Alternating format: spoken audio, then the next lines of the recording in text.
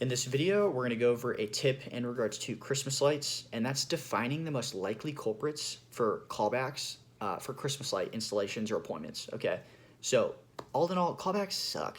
They take time, they cost us money, they're a point of frustration for the customer. Ultimately, they're giving us the grace to come back and solve it, but they could easily leave us a bad review or never use us again or tell all their friends or neighbors that we did a terrible job. Okay, so let's avoid callbacks. We're going to be thorough and respectful, and all these things are going to deliver like a wonderful customer service experience. That's why they chose us, right?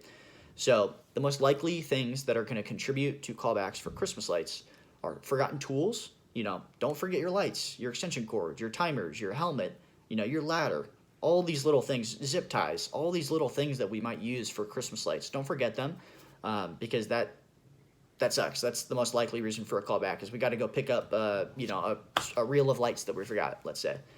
Another reason for a callbacks is like lights are out or broken or something's wrong with the timer. So make sure that the timer's set right, the lights work, double check your work. They're paying lots of money for this service.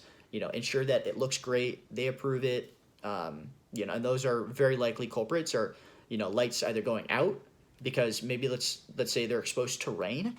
So make sure that the lights are not exposed in a way that water damage can occur, and the lights go out, a strand goes out because they're exposed to water. Okay, just ensure that during the installation, and everything with the lights is good. Okay, they're paying tons of money. Make sure this is a thorough service, that you're taking the worry from off of their plate and onto ours, and we should be able to verify the first time that it's done accurately and well. And make sure the timer's set appropriately, right? Like their thing is set for 8 hours or 6 hours or dawn to dusk or whatever they choose. Make sure it's set appropriately and it's not on all day or off all day, and the lights are plugged in so they work. Overall, one big point of contention is just the scope of work. Make sure that it's well understood. Whether you're the technician in the field, it's your responsibility, or the office manager, you're communicating with the customer and they know what exactly we're doing. We're just doing lights across the gutter lines, up and down the peaks, and a few feet around each corners. We're not doing all the stuff in the yard or, putting this wreath up, or maybe we are, and, this person expects a different level of detail. So define the scope of work.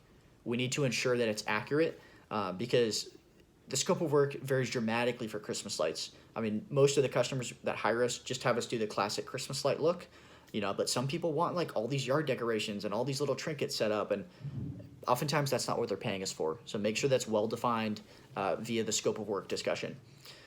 Damage can occur too, okay? So make sure that we're not causing damage with, on the roof or with our ladder. That can be something that can be a big frustration and ultimately lead to terrible reviews and insurance claims. So let's at all costs avoid damage.